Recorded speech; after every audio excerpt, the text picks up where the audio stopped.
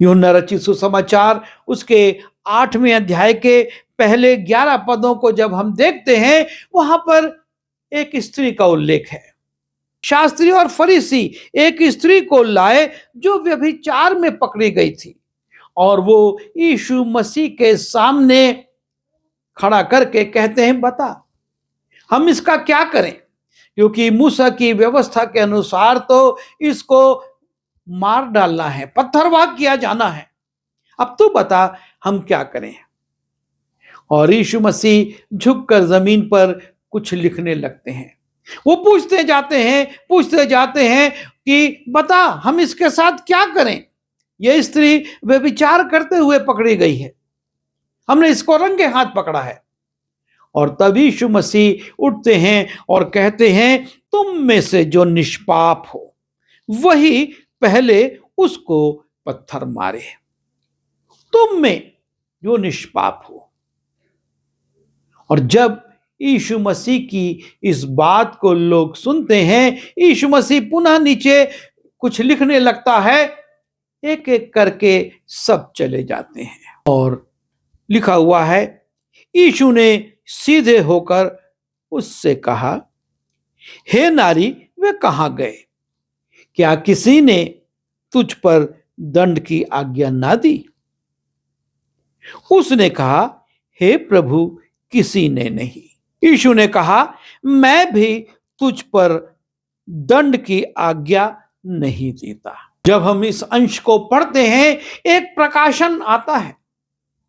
यीशु मसीह चाहते तो इस स्त्री को दंडित कर सकते थे, वो इसको पत्थर मार सकते थे, क्योंकि यीशु मसीह ने कहा था कि जो तुम में निष्पाप हो वही पहले उसको पत्थर मारे।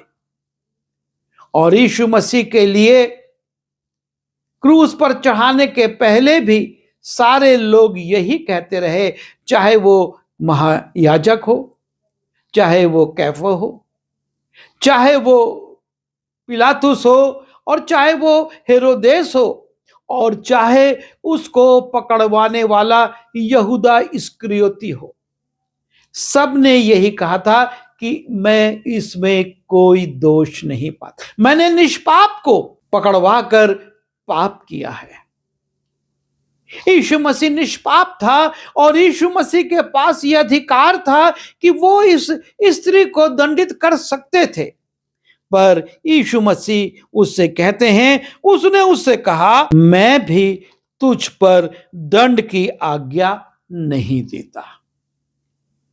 मैं भी, तूने जो गलती की है, तूने जो पाप किया है, उसके लिए मैं तुझको दंडित नहीं करता। और तब यीशु मसीह उस स्त्री से कहते हैं, जा और फिर पाप ना करना। अर्थात तू फिर से उस पुराने जीवन में मत जाना, पीछे की ओर मत पलटना। मैंने तुझको क्षमा किया है, मैंने तुझको दंडित नहीं किया है, लेकिन अब मैं तुझको आज्ञा देता हूं कि तू फिर से पाप ना करना। ये प्रभु यीशु मसीह चाहता है कि जिनको वो क्षमा करता है, जिनको वो अवसर देता है, वो उस अवसर का दुरुपयोग ना करें और पिछली लालसाओं में जाकर फिर से पाप में ना पड़े। और इस स्त्री से भी यीशु कहते हैं, जा और फिर पाप ना करना। जो पहले कर चुके हो गया, लेकिन अब क्षमा मांगने के बाद, क्षमा प्राप्त करने के बाद दोबारा उन गलतियों को, उन पापों को मत दोहराना, पिछले जीवन में मत जाना। ये बहुत जरूरी है कि तुम जब अवसर पाए हो तो उस अवसर को बहुमूल्य समझो और पीछे की ओर ना जाओ, आगे की ओर बढ़ो।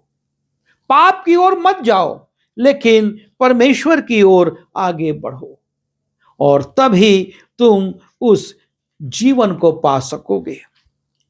जब निकोदेमुस यीशु मसीह के पास आता है और उससे पूछता है, और यीशु मसीह उससे कहते हैं, यीशु ने उसको उत्तर दिया कि मैं तुझसे सच सच कहता हूं, यदि कोई नए सिरे से ना जन्मे तो परमेश्वर का राज्य देख नहीं सकता। नए सिरे से जन्म लेना आवश्यक है, अर्थात पुराना जन्म जो था, जो पुरानी बातें जो थी, जो पुराने कार्य जो थे, उन सबको अब छोड़कर एक नए सिरे से, मैं तुझसे कहता हूं, यदि कोई नए सिरे से ना जन्मे, जीवन में पूर्ण परिवर्तन आवश्यक है। पिछली बातें समाप्त हो गई और इसीलिए दूसरा कुरिन्थी उसके 5वें अध्याय के 17वें पद में पौलुस कहता है, सो यदि कोई मसीह में है तो वो नई सृष्टि है। वो स्त्री जो मृत्यु के निकट पहुंच चुकी थी बच गई। क्यों? क्योंकि प्रभु यीशु ने कहा कि मैं भी तुझको दंडित नहीं करता, और अब पाप मत करना, एक नए जीवन को जीना, एक नए सिरे से अपने जीवन को तू प्रारंभ कर। और इसीलिए लिखा है, पुरानी बातें बीत गई हैं, देखो वे सब नई हो गई हैं। पुराना जीवन, पुराना स्वभाव, पुराना खान पान, पुराना चरित्र सब समाप्त हो चुका है। यीशु मसीह को ग्रहण करने के बाद ये सारी बातें पुरानी हो गई हैं और अब एक नई सृष्टि बनकर, एक नए स्वभाव के साथ एक नई जिंदगी हमको जीनी है, ताकि हम यीशु मसीह से उस जीवन को प्राप्त कर सकें जो कि वो देना चाहता है। जैसा कि उसने निकोदेमुस से कहा कि मैं तुझसे सच कहता हूं कि यदि कोई नए सिरे से ना जन्मे तो वो परमेश्वर का राज्य देख भी नहीं सकता, प्रवेश करने की बात तो दूर है। और गलती उसके 6वें अध्याय के 15वें पद में पौलुस लिखता है, क्योंकि ना खतना और ना खतना रहित कुछ है। बपतिस्मा ले लेना या बपतिस्मा ना लेना, चर्च जाना या चर्च ना जाना, मसीह कहलाना या मसीह नहीं कहलाना, मसीह नाम रख लेना या मसीह नाम ना रखना, ये कुछ नहीं है, परंतु जो कुछ है और वो है नई सृष्टि। आप और मैं नई सृष्टि बने कि नहीं, हम हल पर हाथ रखकर पीछे देखें। प्रभु यीशु मसीह ये नहीं चाहता। हम यदि पिछले जीवन को देखते रहेंगे, पिछले जीवन में बार बार जाएंगे, उसके सुख को, उसके आनंद को, उसके तत्कालिक लाभ को देखेंगे, तो निश्चित है कि हम आगे नहीं बढ़ पाएंगे, उस जीवन में प्रवेश नहीं कर पाएंगे।